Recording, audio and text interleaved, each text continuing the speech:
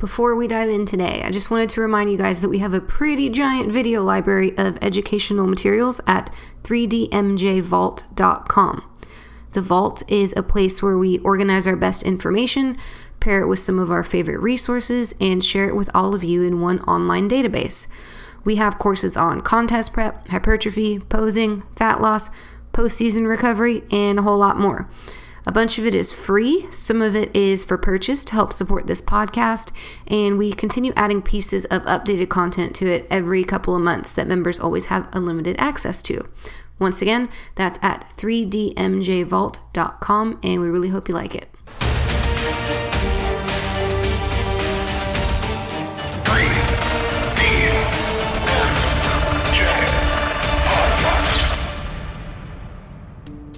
Hi, 3DMJers. This is Andrea Valdez, and you're listening to the 3D Muscle Journey podcast.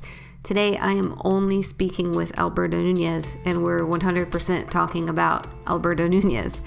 The backstory on this one is that we had to record a podcast here on Father's Day in the United States, since Jeff and Brad are dads themselves and had family things. Actually, Brad even had a powerlifting meet this day and qualified for Raw Nationals, which is great. And Eric was in Canada at IPF Worlds, coaching our newly crowned 105 kg world champion Bryce Lewis. So me and Bert were dialing one in for the team here and performed a two-man show for you guys. Now, for those of you who don't know or maybe have forgotten, Alberto is actually my bodybuilding coach and adopted me back in 2012 through my last contest prep and powerlifting season till 2015 when I decided to switch sports. But what I'm trying to convey here is he's someone I've admired, looked up to, and been fascinated by for like over half a decade now. Sure, we're colleagues and close friends, but I still hold him in extremely high regard and wanted to take this opportunity to have a more personal conversation with him and learn about where he's at in life, work, fame. I said fame because we talk about Instagram a lot, and athletics at the moment, and obviously share it with you guys. So that's the recording you're going to hear today. Here are some things we went over. How he was able to play the long game from the beginning as an athlete and never get sidetracked. The way he finds that bodybuilders and powerlifters should be learning from each other. When and why he gets on his social media soapbox and how he thinks about his Instagram following. The biggest life lessons he's learned from his fellow 3D coaches. Who he thinks all of you listeners should pay more attention to in the fitness world. How he makes the best YouTube thumbnails in all the land. And a whole lot more. So I had fun with them. I learned a lot as always, and I hope that you guys do too. Here is the Tao of Bert with yours truly and Alberto Nuñez. Are you ready? Yeah, let's do it. Let's do it. All right. For the listeners, Berto has not heard any of these questions. No, I haven't. No, he has no idea where I'm going. Yeah, he doesn't even know where I'm going. Well, if I don't know the answer, you know what they say, make up an answer. Yeah, That's what they say. You say, what has your personal research told you so far? That's what you told us one time. That's what I'm going to ask you, that's right. Yeah, there you go. I've been using that ever since. Like, you're the one that said it in that podcast episode. Feedback when I say it to someone. That's my duty, just to remind you all of shit you said. Okay, or Steve's duty also. All right, this one's really important. How do you make your YouTube thumbnails? Oh. I need to know. Did someone ask that for reals? No, dude, these are my questions. Oh, you're asking. These are my questions, and they're important. I use an app called PixArt, and I'll just go down the rabbit hole of Google and search for all sorts of random things, and it just, usually takes me 10-15 minutes of just like scanning through just images of whatever I want the theme to be. And we end up with some like weird picture or a collection of a few, and I put them together. Been putting my face on it of late, and that's how do you put your face on it? The PixArt app. Oh, so you like take a picture of your face, it like cuts it out, and you just... It's so easy. For the mass, remember I did that for the boys too. No, yeah, I remember. There's been a lot of gems. So if y'all don't follow, it would be weird if they don't YouTube. Well, okay, Berto has blogs. Berto has vlogs. Grown-ups don't. They don't YouTube. Yeah. I don't YouTube. I YouTube less and less. It's not bodybuilding stuff. Yeah. Listeners, though, the videos are great, and the vlogs are important, and they're funny. But these images, y'all need to see them. If you don't know what I'm talking about. Because I'm not going to use things that like a lot of these other folks be doing, you know. Tell me about the other folks. What are they doing? You know, like things like, so I died. And, you know, as the title.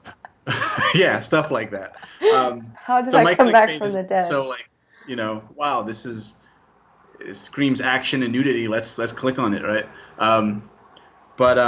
But yeah, it's catchy. It's actually fun. That's probably the number one reason to do it. It's like coloring, like adult coloring, but your face. Yeah.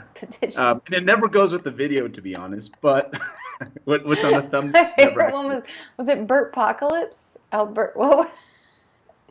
Oh, Alberto Apocalypse. Yeah, Alberto Lips. Wait. Alberto Lips. But yeah. I remember that one. Okay. Man, hey, you know, but I've been getting some pretty good feedback in regards to the YouTube. What's always a little weird is like when your friends watch it. So my friend Rosemary, who's more of a powerlifter, but recently she's been taking a break and been doing more bodybuilding stuff. Okay. She went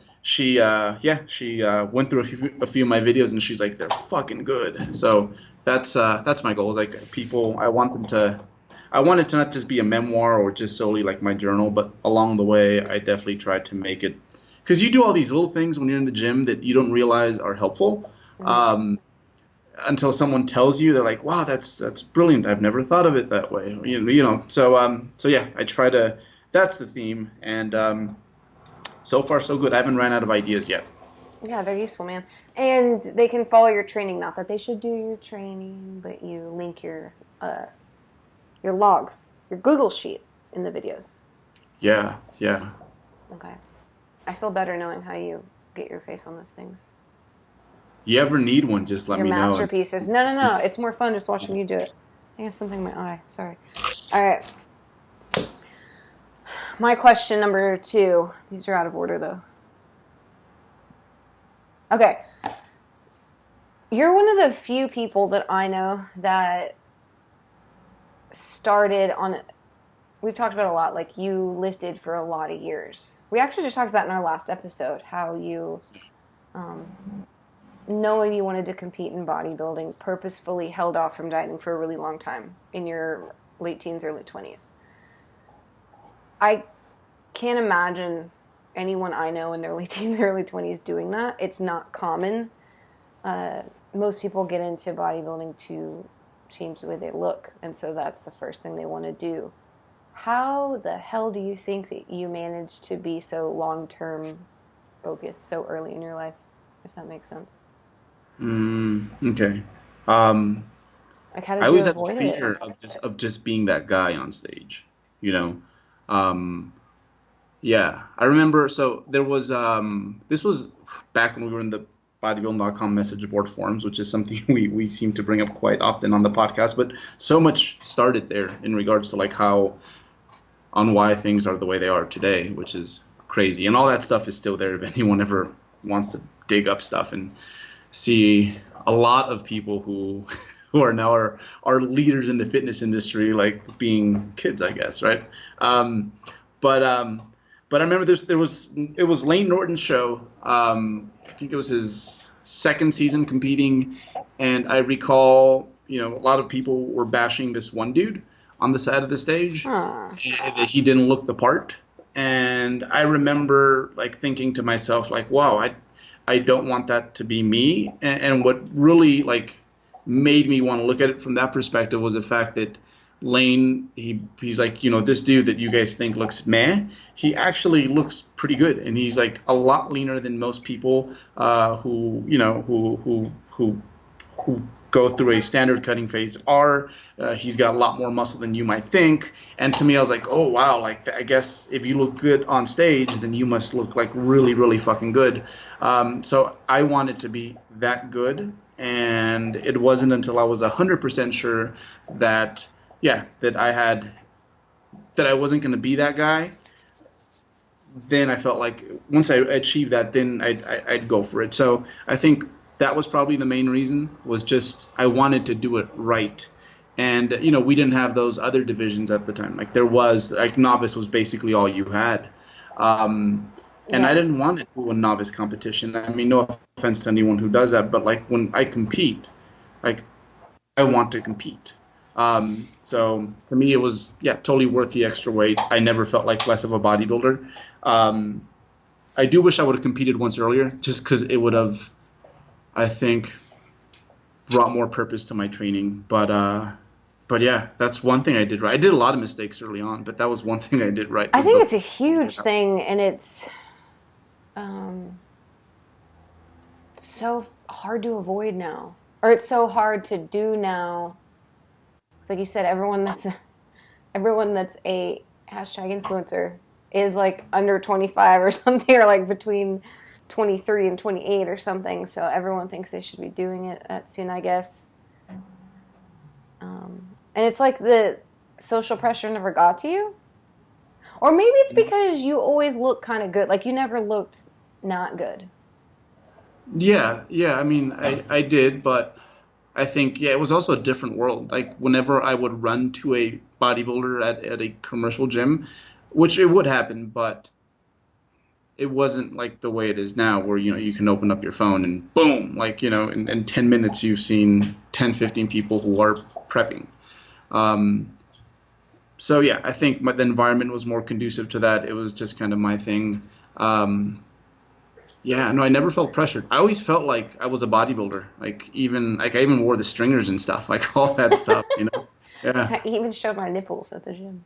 I'd shave my legs. So yeah, no, we did a lot of we took part in the culture for sure.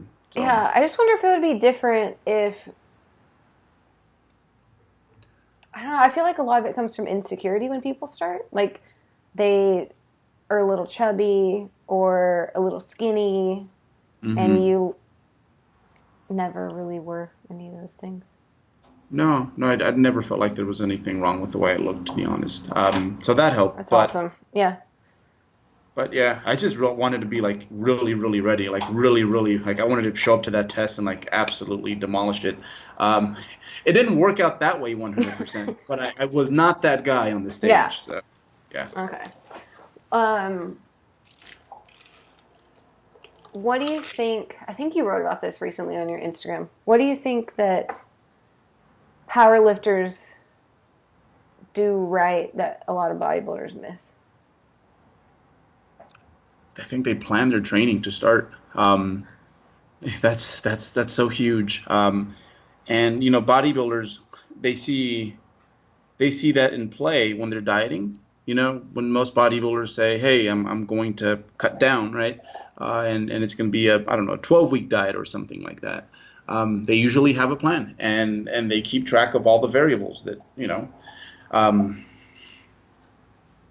and they just don't apply that to their training. And I think that's simply because, at least initially, it works quite well. And yeah, I think initially it works well enough to the point where maybe the first few years, so long as you work pretty hard, eat a high protein diet, like, hey, things are going to kind of happen. But there's just a certain point where, you need more objective metrics to decide whether or not you're heading in the right direction, because it's very similar to getting shredded. Like if most people just winged like getting into contest shape, it would never happen. And the same things can be said about being able to maximize your gaining potential. Is like there's going to be certain segments along the way that absolutely just they don't feel good. Like they're very, but here's the thing, it's like the issue that most bodybuilders have with having some sort of structured plan is that like every day isn't like go ham day, go beast mode day. It's that it kind of paces you. But at the end, what it does is, and Helms mentioned this in some podcast recently, that periodization like lets you work harder eventually, because you're able to just produce more, because the managing of fatigue, that's a big part of having a plan. However, there is still a point, like if you are pushing your body to closer to your genetic ceiling in regards to muscle gain, where it just feels like wrong, like it hurts. It's you are wrecked the same way that it happens when you're trying to get shredded. Like if you could, if you tell people, hey, just refeed when you think it's like you need one, no one would ever get killed. The same thing happens with bodybuilders, I think. Initially, if you do go from like broing it out to a structured plan, you might find yourself like you're kind of sandbagging it.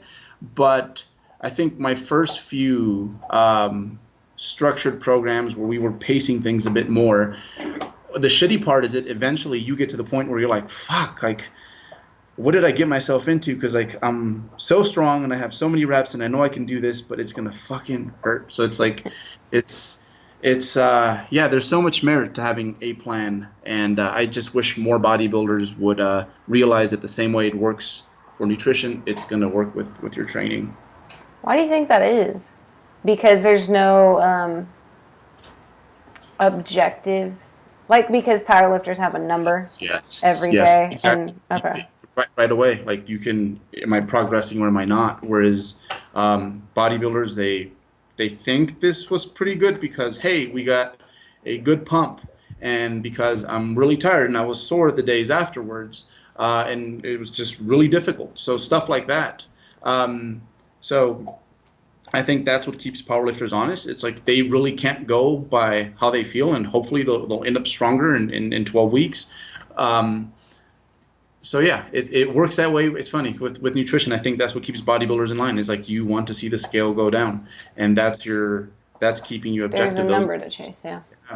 Yeah. So, that's probably something that, I mean, it's better than it was before. Absolutely, when it comes to bodybuilders and their training, but it can still be better. But we're working on that. What about the other way?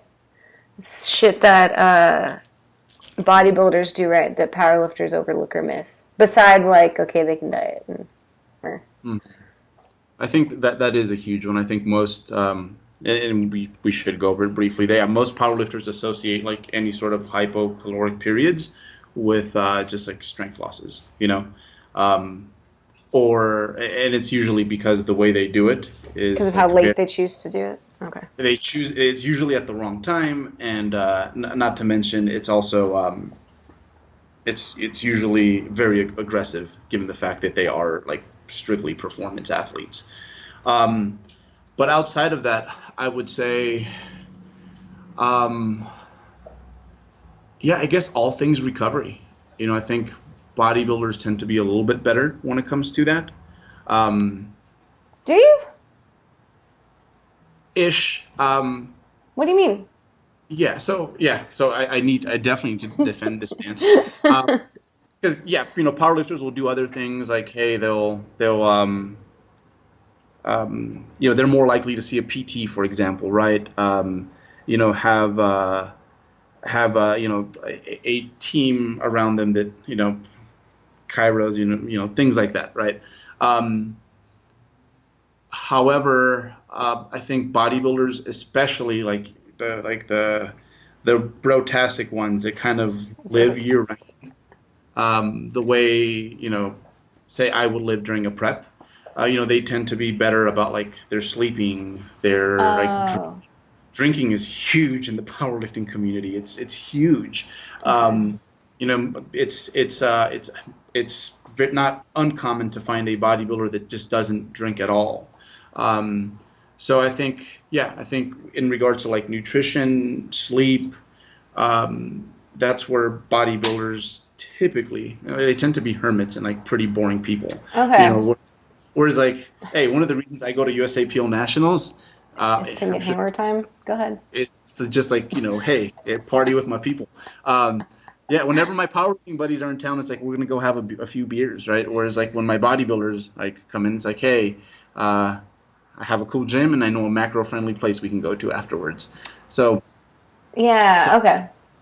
So it's like a bodybuilder is so worried about the same thing that makes them overly focused on feeling the pump or whatever is the same thing that makes them so good about, like they're just emphasizing anything that could possibly make them look better. Or I guess you know how bodybuilding tends to take over, especially your first few years of it, like it takes over other parts of your life. A lot of those things, to a certain extent, yes, there's a lot of wasted motion there, but a lot of those things do go a long way when it comes to recovery. Yeah. You know, it's like it's common to, hey, a bodybuilder's been up for, I don't know, like 10 hours, and at this point he's 3 protein feedings in, things like that. And that's the way you should look at a protein feeding. To me, it's like, hey, this is a chance to recover. You know, this is your heavy squat day. Next week you have this heavy squat day. You have all these meals, many hours of sleep to get yourself better by the time you get down there. And I think bodybuilders are just slightly better when it comes to, I guess you could say that, especially the eating for recovery. If we could just narrow it down to that, it's probably eating for recovery. Probably the root of it, though, is more like still in the insecure, I'm worried about the way I look. Like it's a byproduct, right? Like I'm neurotic and I'm overly controlling and I'm OCD, I'm hermit-like, and therefore I can recover better. But I do all those things for my physique, not for my recovery. But it's like a sideways benefit. Yeah, performance is not as cutthroaty when it comes to bodybuilding training. Yeah. But nevertheless, I think the protein feedings are huge with most powerlifters. They tend to kind of miss out on that. We can go back and forth about nutrient timing all day, and most people, especially, I'll tell you, it doesn't matter as much as we thought. But if there is one thing that just consistently shows up, is like get those protein feedings in. It's a huge deal for me. What was that? That's a huge deal for me. Nutrient timing, personally. Feedings? Yeah. Oh yeah. Or just eating throughout the day. But the protein feedings, I think it's immense. When I am able to average, say, 5 a day, and I'm on a good streak with that, like my training is really freaking good. So yeah, that's probably the biggest thing, is just eating for recovery. Funny how the non-competitive, typically, right, on average, a lot of the non-competitors are the ones that are like all fasting, like all high on the fasting thing. Yeah, that's a very good point. And I think, I guess we still always have to. It sucks, and it doesn't suck, right? Well, of course, we want everyone to enjoy lifting, but it's always hard on these conversations to differentiate, like the competitive bodybuilder and the recreational. Yeah. Like the dude who wants to look good and the guy who's getting on stage. And even our non-competitors. Girl, I could have said girl too. That wasn't nice of me. The girl who wants to get on stage and the girl who. Okay. The people who are non-competitors. Individuals, humans. The individuals, they work just as hard, or at least they want to. In my like every time I Skype with someone, they're like, I have no ambitions of ever getting on stage. Like their life, to a huge extent, still revolves around their training and nutrition. So, they're almost just as crazy as us competitors, I feel, to be honest. Yeah. That is a common thing we get, huh? Like, I don't want to compete, but I want to be at a place where I like how I look and I'm not a slave to my food. I think people would be surprised to hear how often we get that request. Yeah.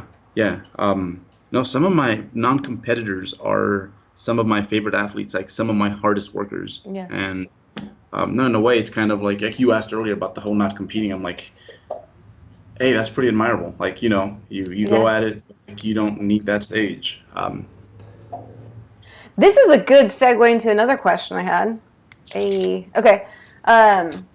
So 2 days ago on your IG story, because I stalked my friends, 2 days ago, 3 days ago, you had a picture of some girl at your gym who's like going ham, but like all clothed out, like she was at the top of a deadlift. Oh yeah. And okay. and then you told the people about these people that like work in the dark.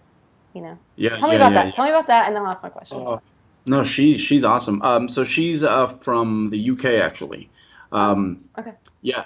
And we had a consultation like a while back, and she's freaking like Danny Carr. That's her name. But she's a really good competitor. Like she straight up like looks the part. But when she's in there training, like she just like she's wearing like those big '80s like bodybuilder pants, like the socks over them, a hoodie.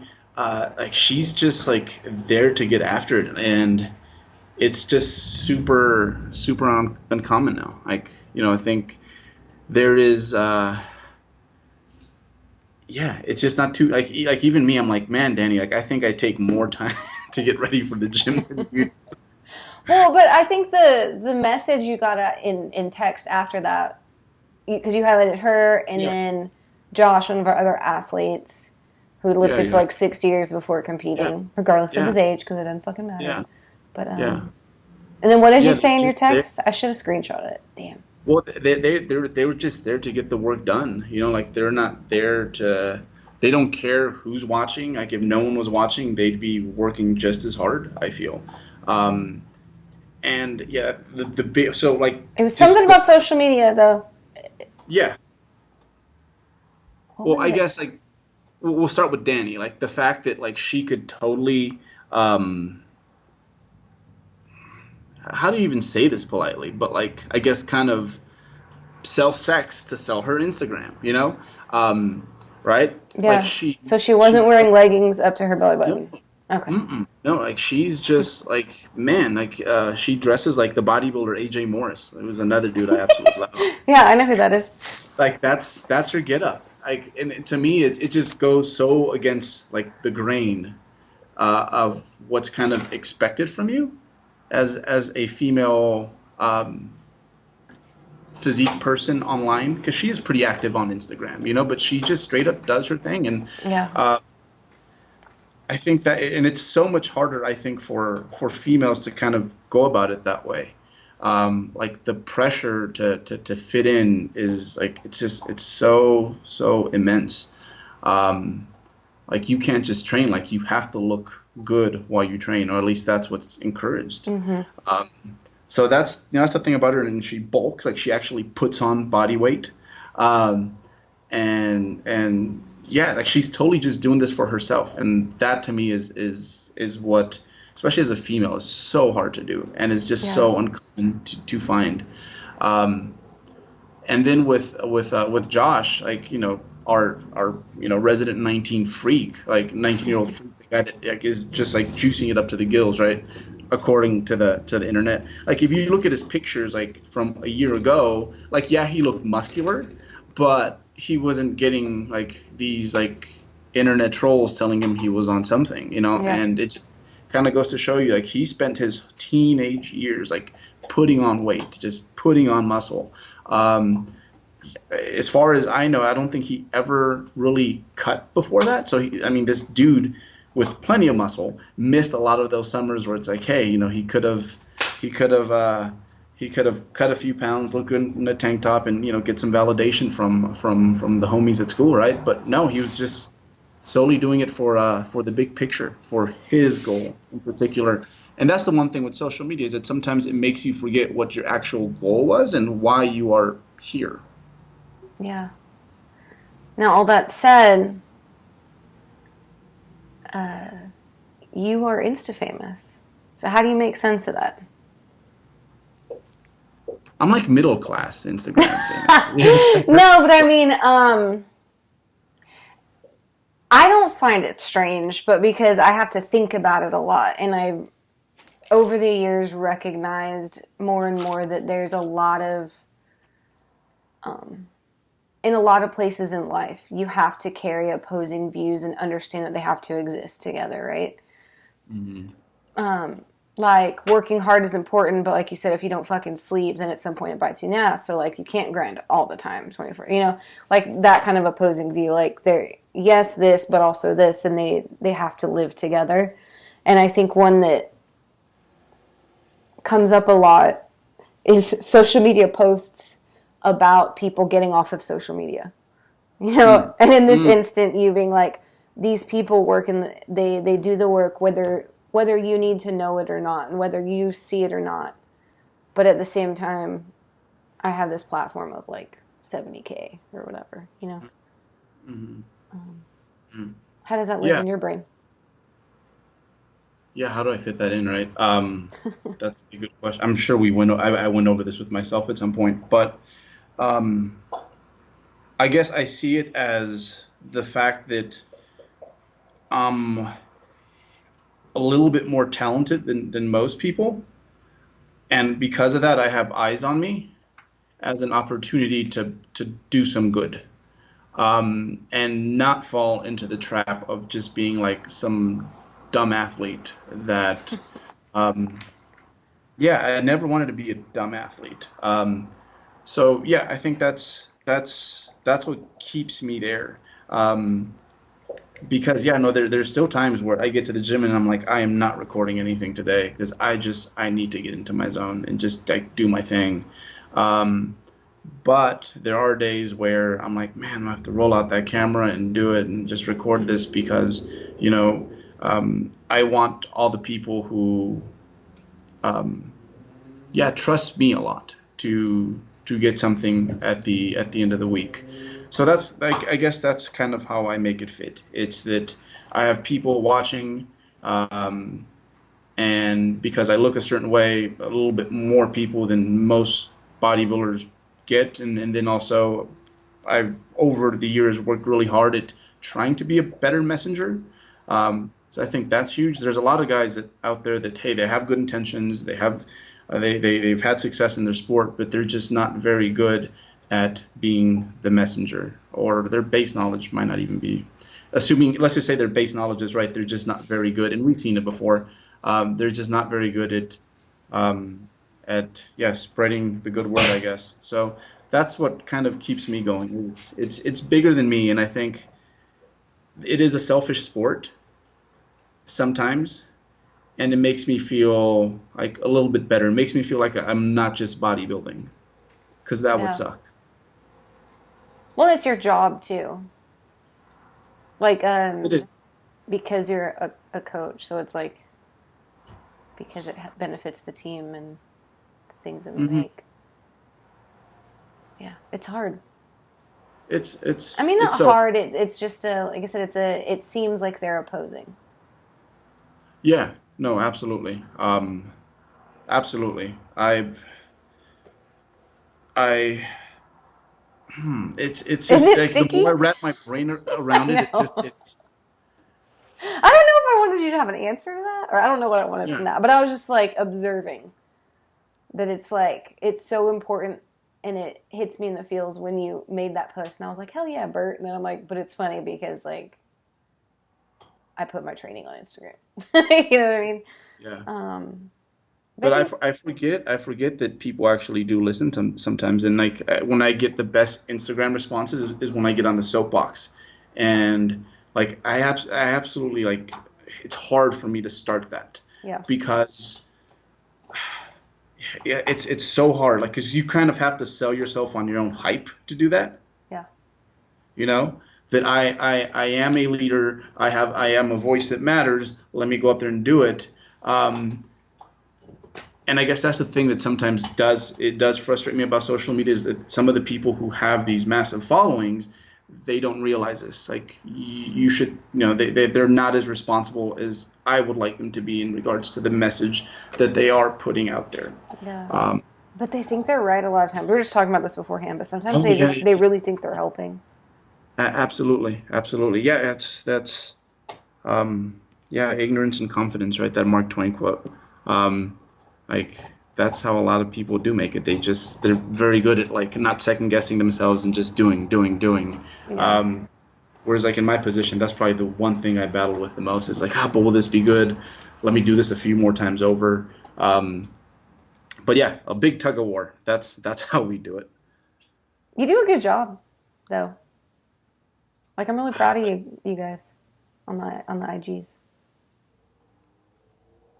Honestly, that's probably like whenever I put anything, I'm like, I hope Jeff doesn't see this. I hope Brad doesn't. It's like, yeah, I'm gonna block you guys. That's what I'm gonna do.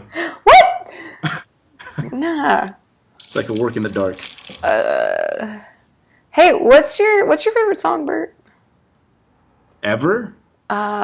I mean, you come up with some doozies on your IG post too. I love Where do music. you? I know you I do. love and that's the thing And you're from the hood, you B know, and and you're B. Mexican. But my assortment of music goes beyond that, I feel. Um, my favorite music, just in general, is just jazz. If I have What? to pick something. Yep. Really? hmm Man. Okay. Yeah, so I like jazz. Um, Artists? and jazz can be so many things. So my favorite jazz is, um, I guess, like the Latin American jazz. Okay. Yeah. So like Okay. salsa is Um, basically jazz.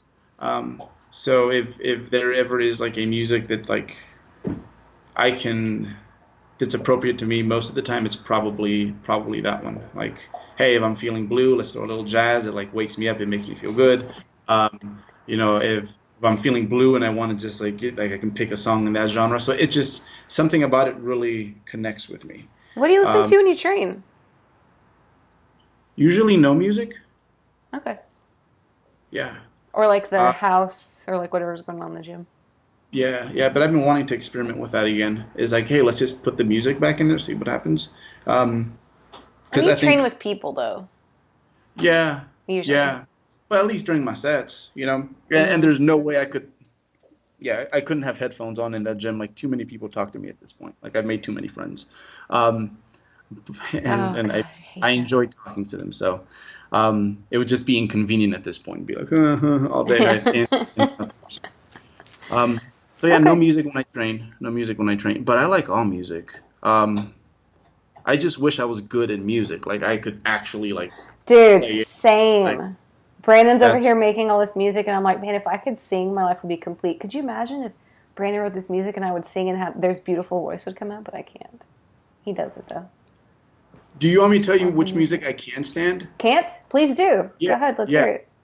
And like I'm gonna get so much hate mail from Let's hear this, it. Hate mail. Who's but gonna and send you I'm mail? pretty sure that had it not been for this, like it had it not been for why I dislike it, it's more what it's associated with. I Tell probably would me. be like, hey, it's pretty good. But it's Rob Bailey. Like, like, Oh.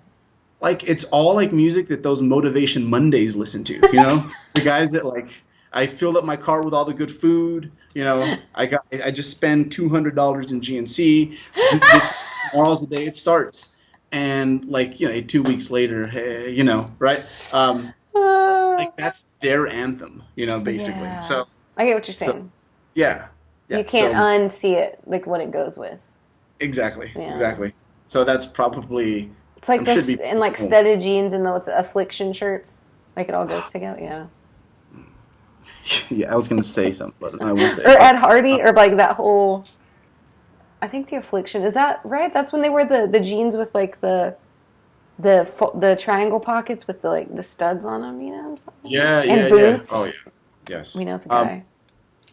but yeah, And barbed wire tattoos.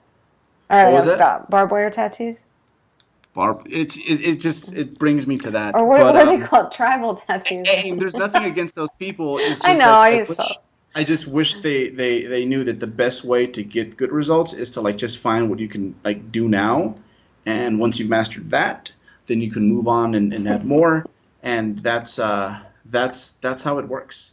So So it doesn't work at GNC necessarily. no, Okay. yeah, and I've been that guy. Like I've been that guy before, so Same. I know. What's the biggest lesson you've learned from Brad Loomis? Ooh. Ooh, he And I'm said. stumped because like there's so many things about Brad that Shout out to that Brad for making it to nationals yesterday. yeah. Hey, Um, I guess he just to did a great start job. off the fact that like man, like his scoliosis is so freaking gnarly. Like he needs to repost a picture of that thing. Like his spine is almost touching itself, you know? Um, yeah. I mean that zigzag back there. It's amazing how I mean he's like He's deep into his sideways. 40s and he's like Mid 40s, getting yeah. stronger like Hmm. and I don't see that slowing down so I think that like his will to do this and work hard.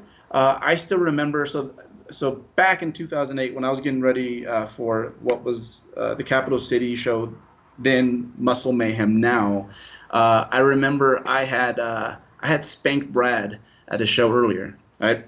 So What do you mean? Literally, you spanked him with your hand? No, In the like I ass? just like we were in the same division in Okay. earlier. It was kind of a warm-up show for both of us, and Brad's a competitive dude, especially then. Like when it came to his bodybuilding, like he was there hunting.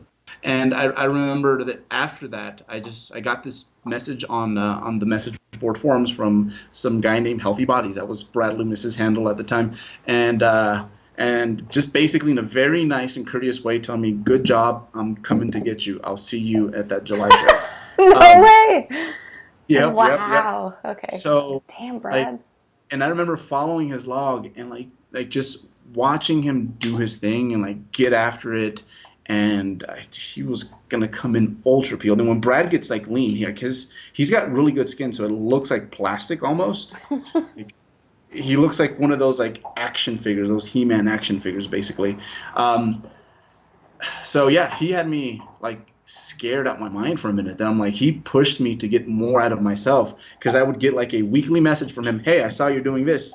Hey, I saw you on the show. Congrats on that. By the way, I'm coming. That's basically the tone behind that. So, so he gets after it. Like his work ethic is something that, yeah, and he just doesn't give up. And I think that is something that if more people learn to do that, they get so much more out of themselves. Because I think anyone who's done something when it comes to whether it's like strength training, body recomp, like there's been points where everyone can go back and be like, fuck, had I not turned around, I'd be doing much better now.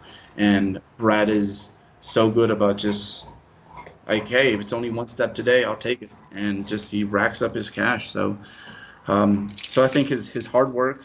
And I'd say the other thing is, and like this, you have to know Brad to know this, is just like his innocence. Like, right? Like he lives in a small mountain town in Northern California. So every once in a while, like, remember the first Uber I got for him?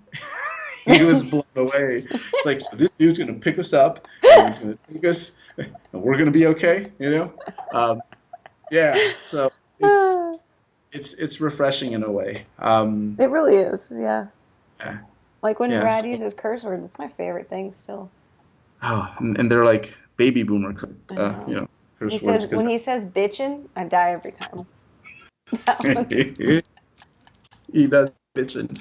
That was my favorite. Oh, okay. But yeah, I'd say those are the two best things. Okay.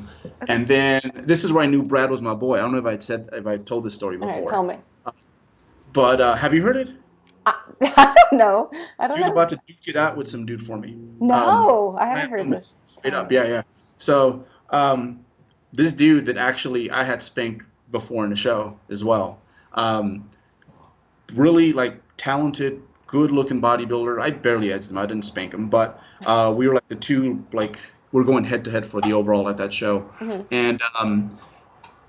And it was at the Muscle Mayhem. I was taking pictures of all the athletes backstage. And at this point, we're just trying to report things. Like that was what 3D Muscle Journey was. We just wanted to give natural bodybuilding a platform as a whole. We weren't doing too much of the coaching at that point, just putting out info and reporting back from shows. So anyhow, I was taking a picture of everyone. I took this really good picture of this dude, and I showed it to him, and then he was like, "Dude, that is like so awesome." And I was like, dude, you want, I can take a few more. And he agreed. So we took a few more shots, and I got some really gnarly shots of him. And then I was like, yeah, dude, I'll send them to you. And then he stops, and he stops me almost mid sentence. And he's like, but don't put those on your website, because I don't want people to think that 3D Muscle Journey coached me. I don't want you guys to get credit for, and I'm like, he's like, can you only just send them to me? And And I was like, are you fucking like kidding me? And anyhow, like everything that I didn't want to say, like Brad just he got right in between both of us. Uh-huh. And just like basically told that dude like, hey, you better calm the fuck down. Like and the dude didn't take it too well. But Brad was like, Brad was standing his ground. He's like, nah, you don't talk to my homie like that. Like he's not that kind of person, basically. And yeah, the kid's face just changed, and he was like, just like, oh shit, like I pissed off this redneck. But Brad was just like, after that, I'm like, dude, like thank you for that. Like you stood up for me. Because everything that I wanted to tell him, I was so pissed off. I don't know if I could have gotten it off in such an articulate way, which Brad did. But after that, I'm like, dude, you are a homie. Funny story. I didn't know that. He did really good at the show, so we ended up. He was part of the lineup, and we put everyone's name underneath like the picture, with the exception of this person. We just put competitor. So. No, I didn't know that. I would love to see Brad get heated. He rarely does. I like when he does, though. Oh, but yeah, you know, all those baby boomer cuss words, but like they were good heart. So yeah. Okay. I still never forget that. All right, on to Eric. Biggest lesson, or maybe that's not what I mean. Like, what does Eric do for you? Okay. So with Eric, I think he has proved to me that like if you ever just want to change something about yourself, like you can do that like now. Like literally, you can do it now. So when I first met Eric, I'd probably say to me, he trended towards the like on that line a little bit more towards like the lazy side. Okay. Like yeah, like he just wasn't the grinder that he is today when it comes to like getting shit done. And yeah, just 2009, like it was a combination of contest prep, a few personal things that happened in life. It just really changed his perspective, and I could see it happen like before my eyes.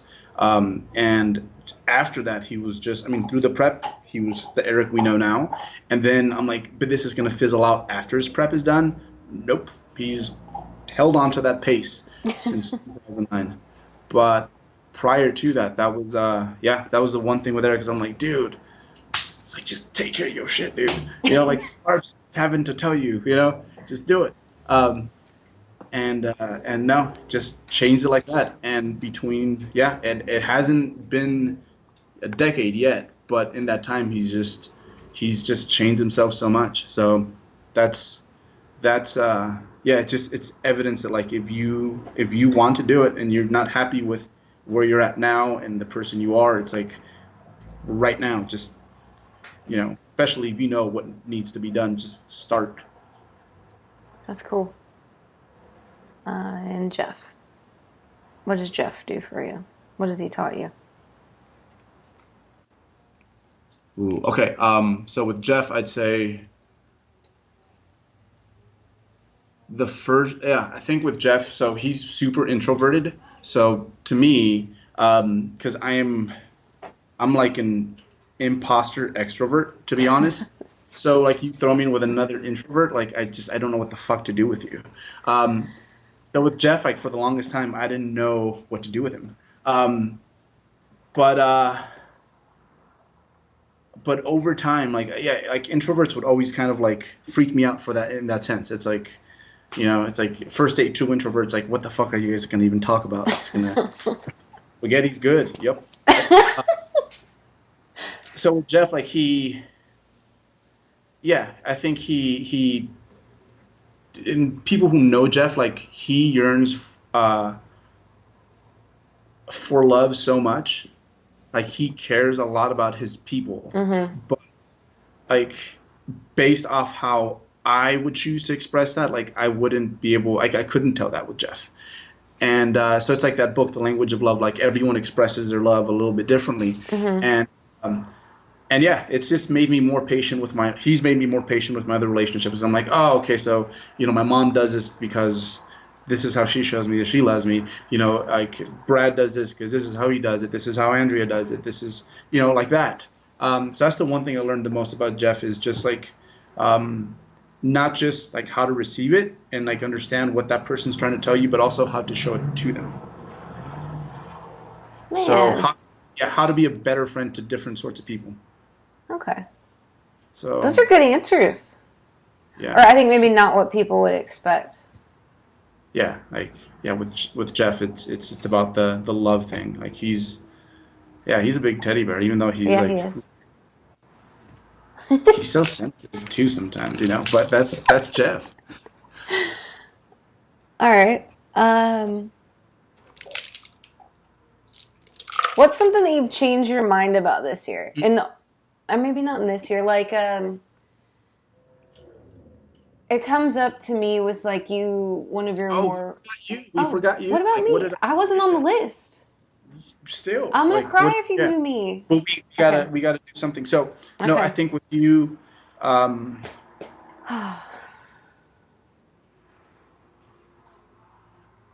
fuck, you've done nothing. Skip it. No, I'd say that like it just it's shown me how small your actual like circle of people are is like getting to know you, because you keep such a small circle of people who are like legit your peeps. Mm-hmm. And I guess to me, what you've done really well is you've always made me feel like just when I'm like, okay, this is my circle, but like the way you got my back, just like Brad, it's like it makes me realize like, oh no, that thing is smaller because because that's where Andrea takes it. Like, you know what I'm saying? Okay. Like you are, like, I would say like in many ways like the standard for someone who has your back. Thanks, dude. That's nice. Does that make sense? I think so.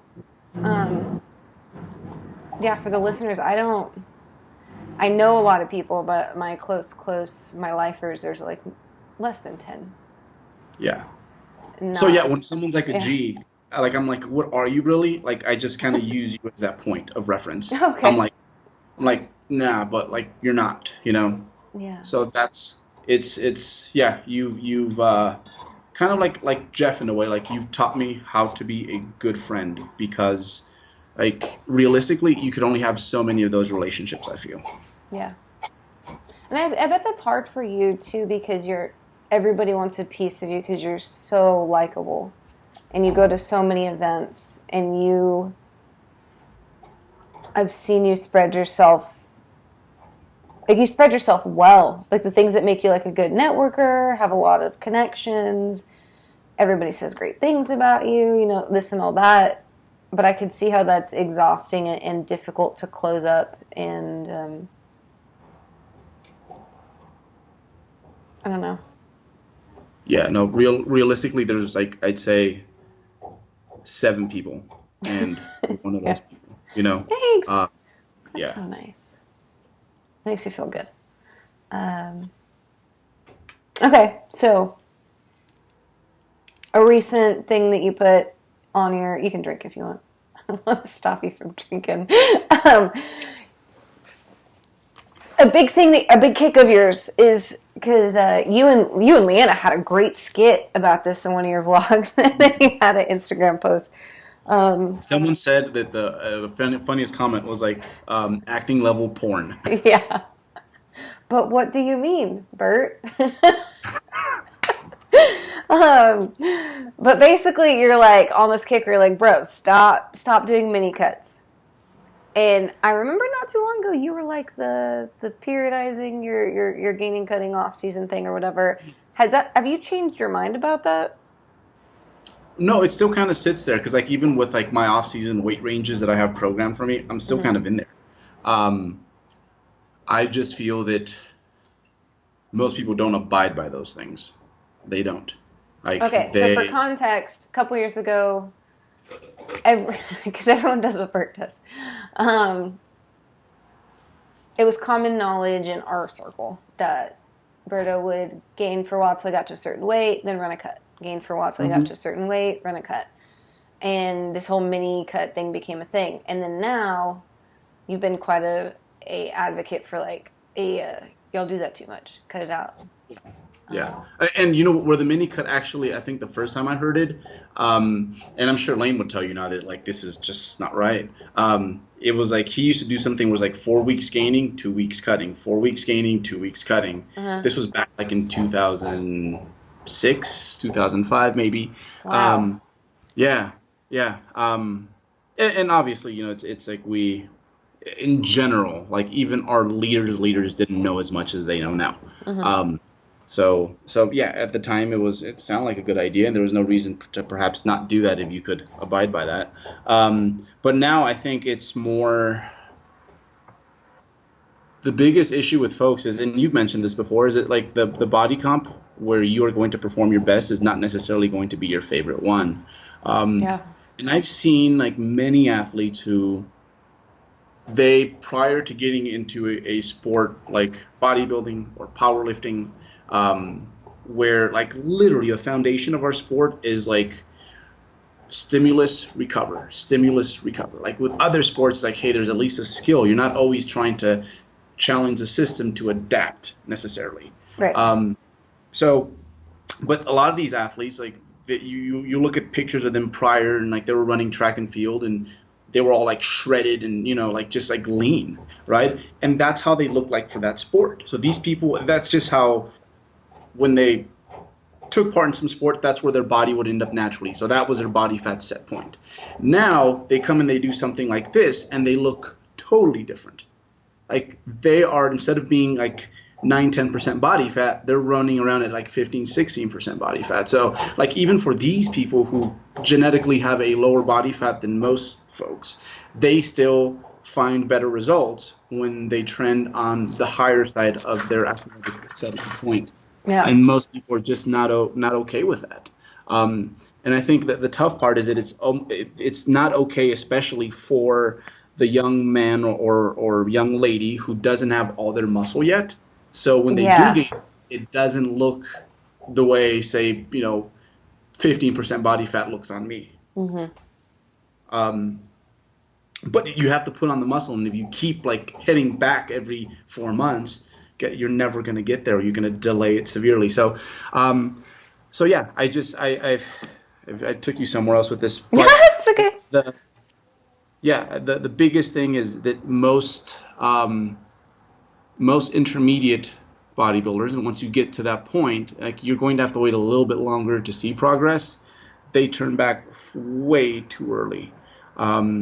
And like just based on like personal anecdote that I've seen, and most anyone who's lifted weights will tell you this, that like even though, you know, like for example, when they run a study to see how much muscle this protocol brought compared to this protocol, like they expect some sort of change in a few weeks, and you know that's the way they do it. But like in the real world, it never seems to happen that way.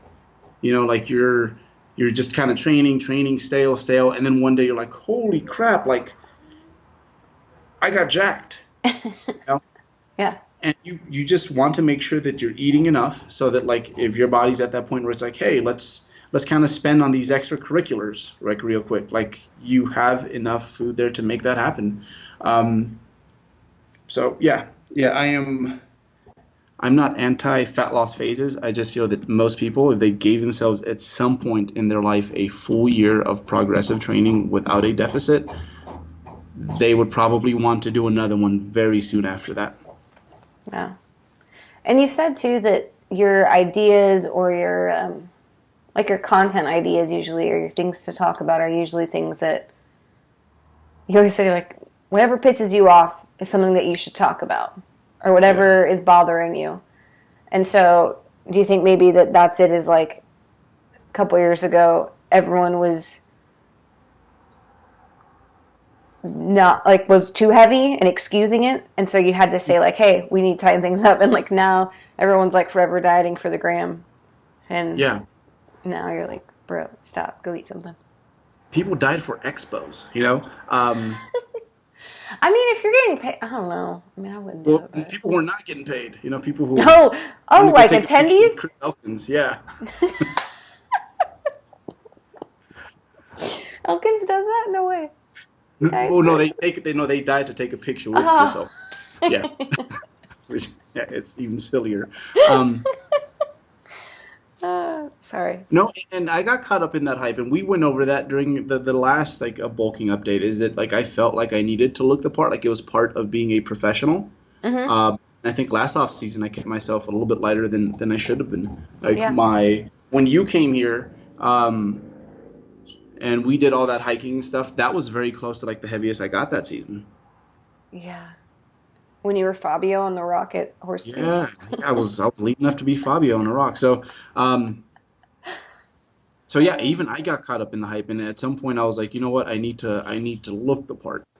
I almost sold that to myself, and now it's like no, like again, like the people we talked about earlier. It's like no, you do what you need to do to get to your goals. Because at the end of the day, that's what like all these people are trying to do anyways. So you need to set the example by doing just that and like taking people through all those phases. So yeah, I can't wait to do a shirtless like update and just like break people's hearts. Like you're gonna see the orangutan boobies hanging. And do the truffle shuffle. That one, right? Not at this weight. No, you don't. Berta doesn't have truffle. Is there anything you have changed your mind about, though? Yeah. Like professionally or in life? I mean, something that's really been like, man, I can't believe I used to think that and it wasn't that long ago. I'd say that the power of the mind is something, and again, it's kind of like the Rob Bailey thing. It's because like usually the people that talk about like the power of your mind, if you believe, it's like people who don't actually get it, Say that shit. Yeah, I know. Right, it's the worst. Everyone that puts the motivational quote every Monday, like it's just because they're trying and praying that they'll get motivated today. Yeah. It's because of that I've always kind of strayed away a little bit from that, but it's pretty wacky the stuff your mind can come up with sometimes because, I mean, for example, you can go back to your previous prep and there was times where you looked right, things were going well, but you can convince yourself of everything else. You mean like I thought it looked like shit when I looked all right? Like, yeah, like let's just say you were like leaner and you were doing well, but in your mind, like you're like, I look like shit, this and that, but maybe you told yourself 4 hours earlier that like, I got it going on. So it's crazy the stuff that how you can frame things with your mind. And that's something that just how you can get yourself to like get in your own way, you can do the exact opposite if you learn how to use that to your benefit. So that's probably something that I pay a little bit more respect to with like myself, with my athletes, is trying to put them in a position so that they can kind of hype themselves up and get the most out of themselves. How do you do that with yourself?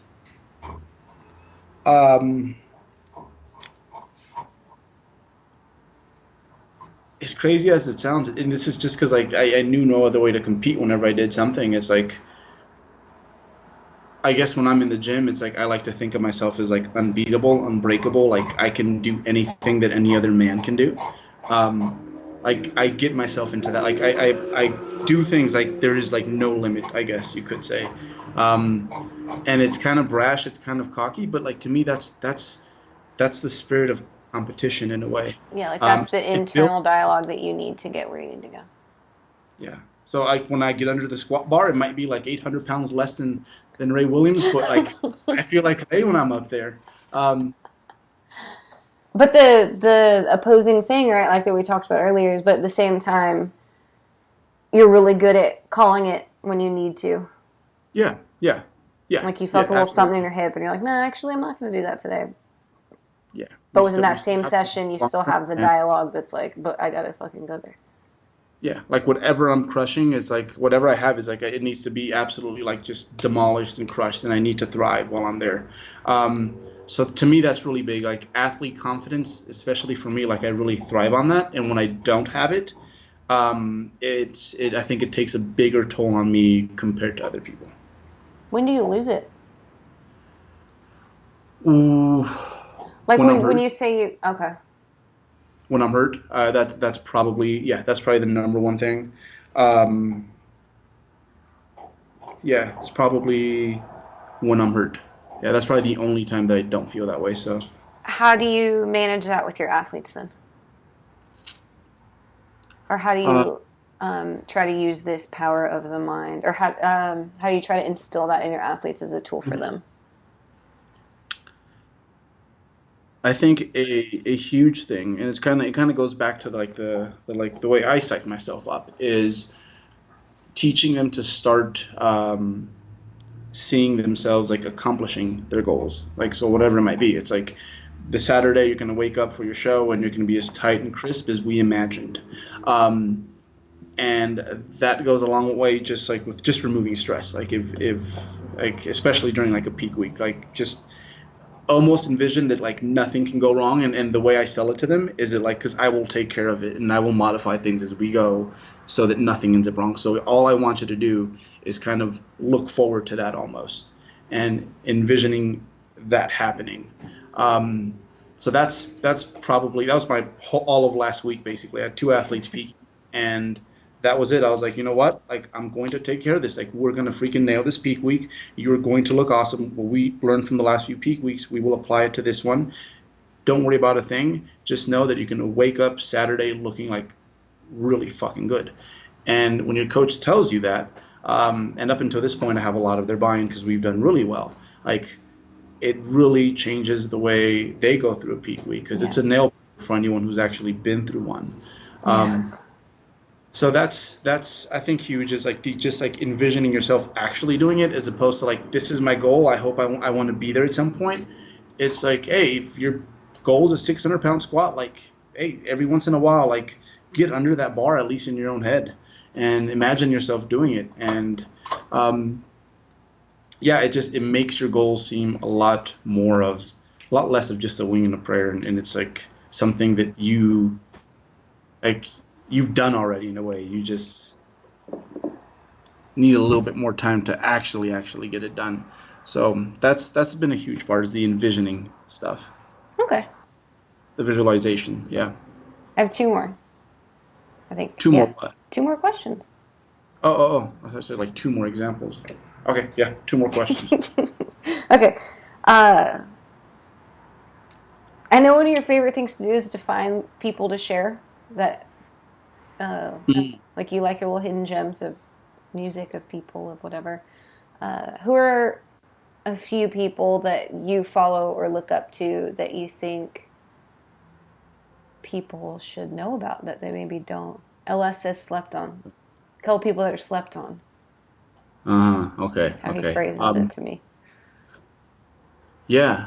No, that's one of my favorite things, and then I It just is. kind of apply it in the real world. I was so excited that Ben Escrow and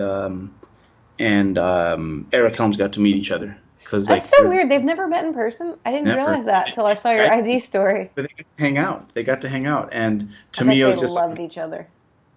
yeah. They're very different in some ways, but yeah, they nerded out absolutely. Yeah. Just a couple So of yeah, to tall me white that nerds. was That's like good. I felt that I was like because I'm kind of like I wouldn't say the middleman, but they're both very important people to me. So Yeah. like it's like when Ben is is what's the word here for absorbing appreciating Eric like yeah it's just like it brings us closer in a very weird way because it's like that's why he's my boy, you know. That's why Eric is my boy because he's that fucking awesome, and I'm glad that because he's super important to me, and then the other way around too. Yeah. So yeah, I like to show off people, and especially people who, man, yeah. It's like I love to consider part of my inner circle, so I love it when they get along, and they usually do. I have good taste in friends. Um, But just people who are being slept on in general, like when it comes to like knowledge or I think in anything. I don't think it has to be fitness, but if you Okay. want it to be like bodybuilding, powerlifting, that's cool. But Yeah. Okay, I'll go with two.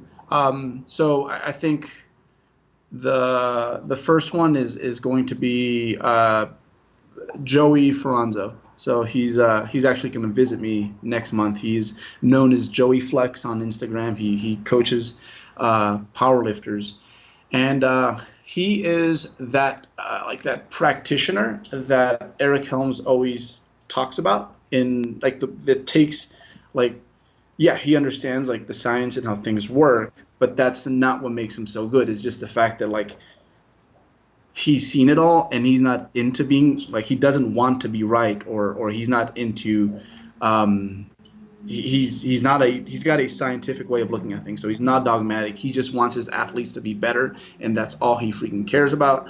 And he's one of those coaches that is like one of those in the trenches dude. And I guess in a time where people want a reference for everything, it's like no, like Joey's basically seeing things that in 5-10 years like science will eventually be like, did you know?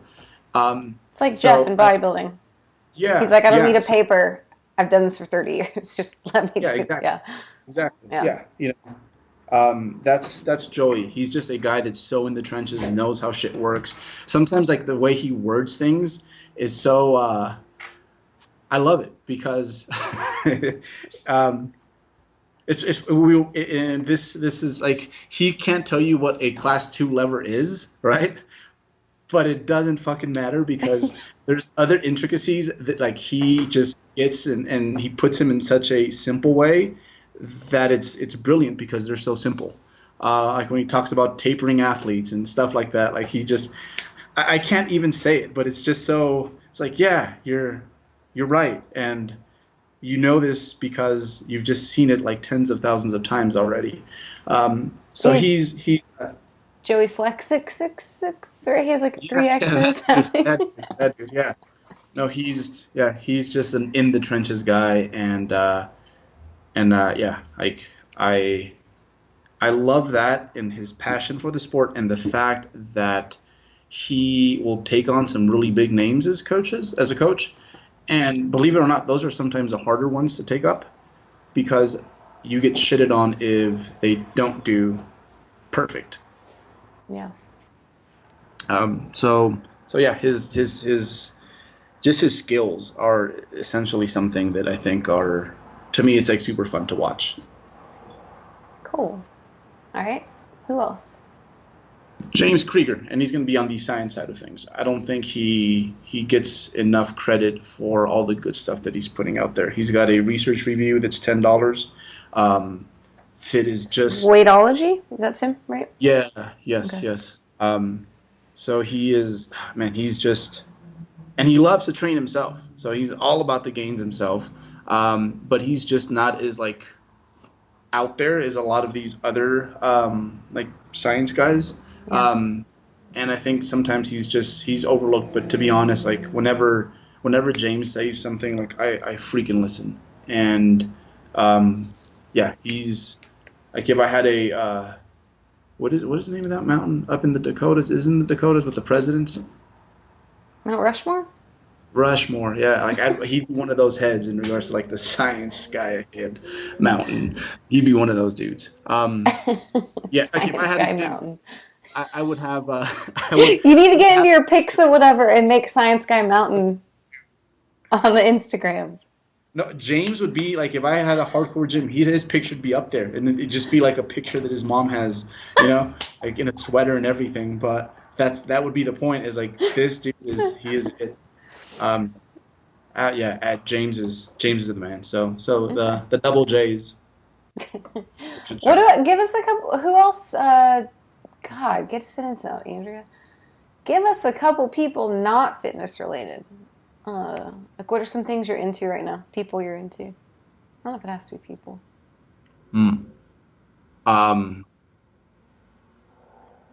I like the ASAP Science guys because they're gay scientists.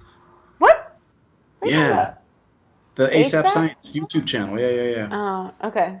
Yeah. I've never heard of Yeah. it. They have a podcast now, and they're fantastic. Aesop, spell it. Like Aesop's Fables? ASAP, like as soon as possible. Oh, So, ASAP. Okay. yeah. ASAP Science.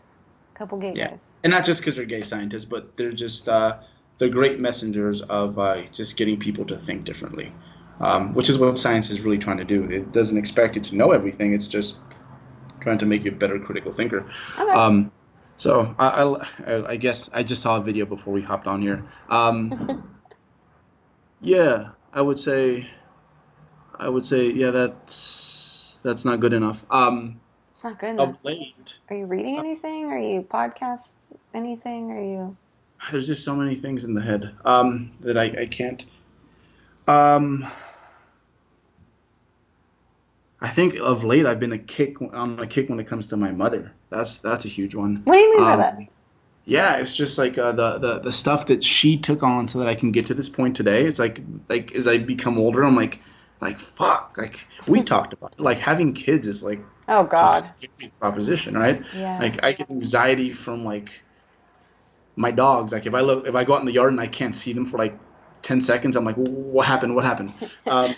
So yeah, I think that's of late I'd encourage people to do this more. I'd say is it sit down with a parent and like have them go back through things that maybe they haven't talked to you about ever, because especially now, especially if it's an adult to adult thing, you will learn some pretty gnarly stuff about them that will bring your bond even closer. Yeah. And man, like some of the stuff that like my mom's told me is like, wow, this is so different from, those like stories that parents tell you like over and over. And you're like, yeah, I know, but I'm just going to nod my head and pretend I've never heard this before. Like it's something that, yeah, because they're not going to be around forever. Like you should try to do at some point. So that's been my thing. Just been whenever I get the chance, I corner my mom and like, it's like, so what did you do as a teenager for fun? Don't tell me everything, but yeah, and it's like getting to know. Yeah, it helps you get to know yourself in a way. What was something surprising that she told you? Let's see. That's not too intrusive, or it can either. I'd say the fact that I was legitimately this close to not coming back to the U.S. So up until this point, I had thought that she had. So I spent like 8 months in Mexico. I thought it was like an extended vacation. Her and my dad had separated, and I was this close to being on that side, because on that side of my family, like everyone's got it made. Like my mom's the only one who doesn't have at least a master's degree.